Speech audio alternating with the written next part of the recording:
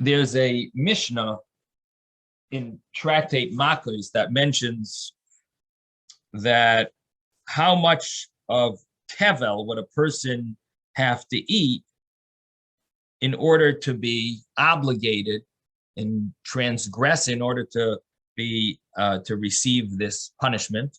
Tevel is food that was not tithed. And the Mishnah says that Rabbi Shimon says even a drop. The rabbis say you need a kazayas. Now, Reb Shimon says, don't you agree to me when you eat a nimala, which is like a worm that, or an ant, or an ant, that even a tiny nimala would be obligated, would be transgressing the sin and get the punishment. And they said, yes, a nimala, which is this small creature, would be obligated in a certain punishment. If a person ate it, of course, we're not allowed to eat bugs. If a person did, they would get this, and they were warned, and there were witnesses, they would get the punishment. But the reason there is because it's burial. So Rabbi Shimon says, well, if a little worm is considered beria, so a wheat kernel should also be a beria. Even a chita achas is a beria. Now the rabbis disagree with that, and the rabbis say yes, a small creature is considered a beria. It's considered an item. The way it is from creation, it's created that way, it's complete, it's considered special, and it has the laws of the response. You would be punishable as if you ate a significant amount of it had it not been complete. It would be the same thing. In other words, if you eat something crushed up, but you eat a significant amount, like an olive size, or if you eat something complete, you would be responsible and considered you've transgressed the sin and it's punishable because you ate something that's called a beria, that's complete the way it was when it was created. So that's the laws of beria. Now, what we see in this Mishnah is that there's an argument. Does it apply only to live entities, creations, or does it apply even to a kernel of wheat or a fruit? So according to the rabbis, it only applies, the laws of beria only apply to the laws of, when it only applies to animals, to creatures. So for example, let's say a person ate a small ant, right? You ate an ant. You were warned not to eat this creature, and there were witnesses. A person would get the punishment of malchus, lashes, for eating this ant. And I should mention one of the reasons, one of the many reasons of not eating a salad in a non-kosher restaurant. There are numerous problems with eating a salad in a non-kosher restaurant. One of them is that they do not check the vegetables. It's not properly checked for Jewish people. In other words, we're not allowed to go to a non-Jewish restaurant and eat a salad for a few reasons. And one of them is that it's not acceptable the way they check their vegetables, the way they wash their vegetables. It's not fully checked from bugs, and we might end up eating a bug. Now, in a kosher restaurant, they're supposed to not only wash the vegetables, but they have to check certain vegetables that are more common to have creatures crawling on them. We have to wash them very well and check them as well. And they have special lighting some places, and they use certain methods of checking the water. And so what would happen if a person ate a bug? Well, if it's a complete bug, then the person would be responsible, it would be punishable with lashes, especially if they were warned and they did it on purpose. But that's a complete bug because it's called beria. If it wasn't complete, let's say they chopped up the salad, but there were little pieces or something, so they might have chopped this little bug in half when they cut up the salad. So then you would only be responsible if you ate an olive size. And that would be the difference between eating chopped up something. It needs to be the size of an olive, or it would be complete, and then it doesn't have to be the size of an olive. Now that's something that's a creature. However, something that is a plant from the plant kingdom, that would not. There's an argument between Rabbi Shimon and the rabbis if the law of Beria applies there. This is the Mishnah here in Tractate Machos. Now, according to that, if you take that to our Gemara, it becomes now a little complicated because, and it's not that I'm trying to make things harder than they are, but I just want to reveal to you that this is part of the equation that we have to deal with. In our Gemara, we brought a Jerusalem Talmud, and the Jerusalem Talmud told us that the law of Beria applies to Brochos, and we're dealing with Brochos on fruits and vegetables, applies to an olive. Now, according to that, sounds like the Jerusalem Talmud is applying the law of Beria even to a non-creature, to a non-live creature, but rather to even to the vegetable and fruit kingdom. And the question is, do we want to say that the Babylonian Talmud agrees with the Jerusalem Talmud, or is there reason to say that there's a difference here? Because we seem to follow the understanding that the rabbis hold that there is no law of Beria of a something that's in its original form. We don't seem to follow that that idea unless it's talking about an animal, a creature, a small bug, but not with regard to vegetation. So that is possibly the reason why the Rambam does not bring the law of Beria when it comes to brachas. I'm sharing with you a thought that I actually saw somewhere. It's what I was understanding, and I actually found it that it's brought as one of the explanations that maybe the Rambam follows, and that is that the Jerusalem Talmud is arguing on the Babylonian Talmud because we don't consider the law of Beria applicable to anything that's not from the animal life kingdom. So we wouldn't have the law of Beria when it comes to fruits and vegetables. However, all the other Rishonim, besides the Rambam, everyone seems to want to unify the Babylonian Talmud with the Jerusalem Talmud. And it's a known thing. There's a statement from the famous Shalah, which is that we bend over backwards to try to make peace between the Babylonian Talmud and the Jerusalem Talmud. There is such a Shalah that writes this, that we try to do whatever we can to try to figure out how the Babylonian Talmud and Jerusalem Talmud could fit together.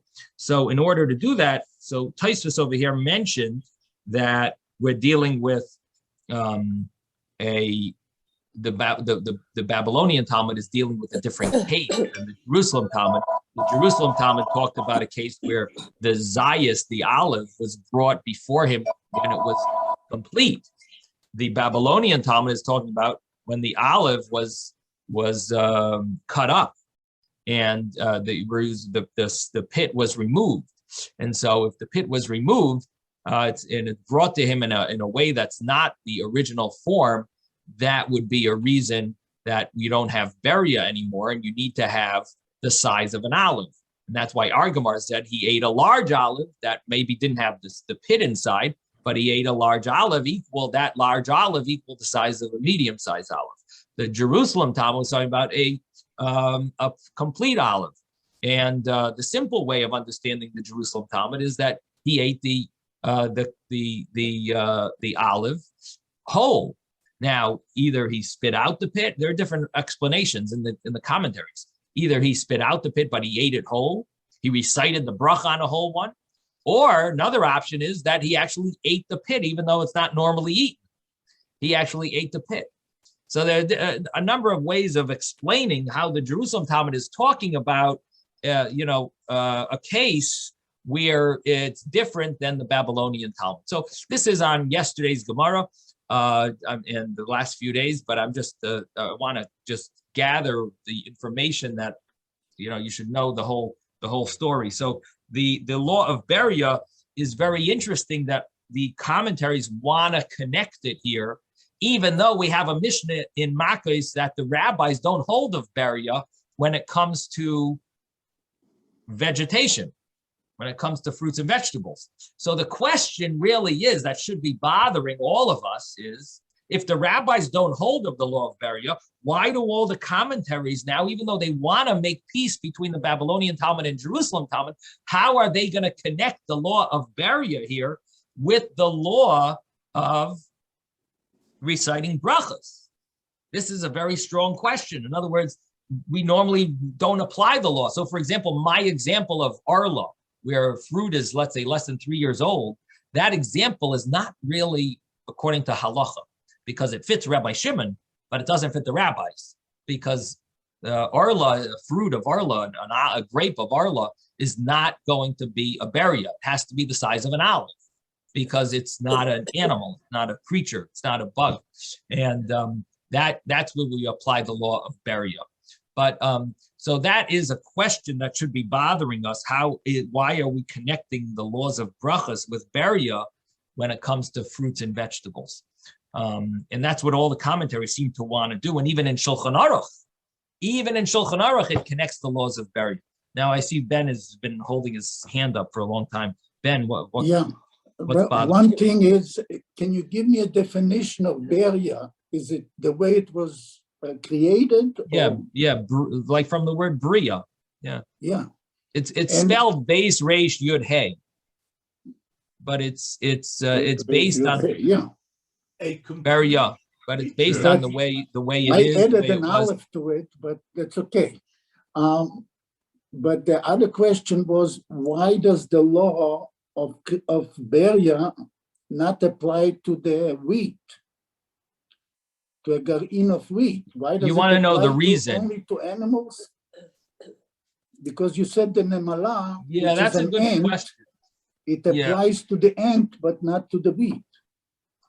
Yeah, that's a good question. The reason why the rabbis would disagree. Let's take a look here. We're page 13, 13a.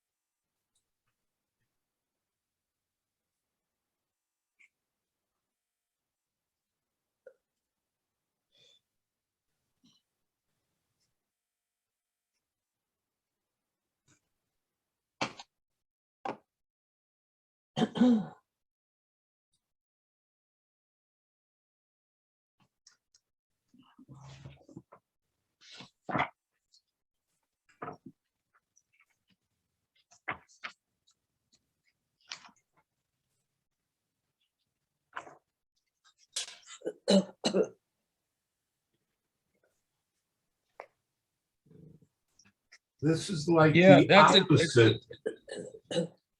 When I grew up, we always learned what's worse than finding a worm in your apple.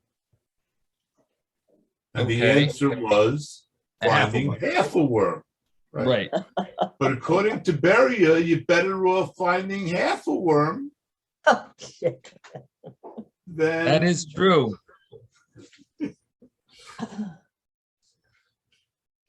That is true. I'm not seeing the reason here. Beat you up on it. I'm not sure the reason. I'll have to look it up. Why they differentiate between an ant and a wheat. Yeah, in wheat. Okay. I'm not sure. But when they say wheat, they mean any vegetable probably, or any. Yeah. No, for sure. Yeah. For sure. Yeah. Only with animals. What is that? It's only with animals. It's only something living. Right, but the question is why? I'm not sure. I have to look it up. We'll have to look into that. Yes, Susan.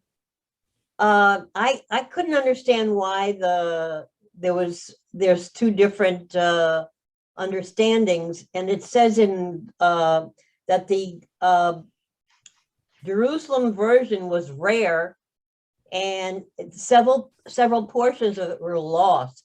That the Babylonian Talmud was complete and Right. was more extensive. Well, the real reason why the Babylonian Talmud is what we follow is because it was actually completed later. And so we assume that the Babylonian Talmud is the final say. I see. Okay. See, it doesn't give a date here. It doesn't, I mean, Anyway, that's the story. So now when it comes to the laws of Beria, so I was telling you that there are different ways of understanding these laws, but I will tell you something interesting, that when it comes to the laws of Passover, on Pesach night, there's a mitzvah to eat maror. And one of the questions that's brought in the Mishnah Brura is, what happens if a person has a beria of maror? Is that enough, even if it's not the size of an olive?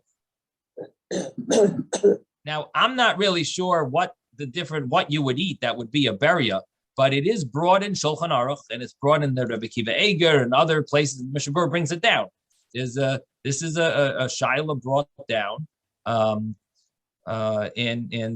about maror, can a person fulfill it that he might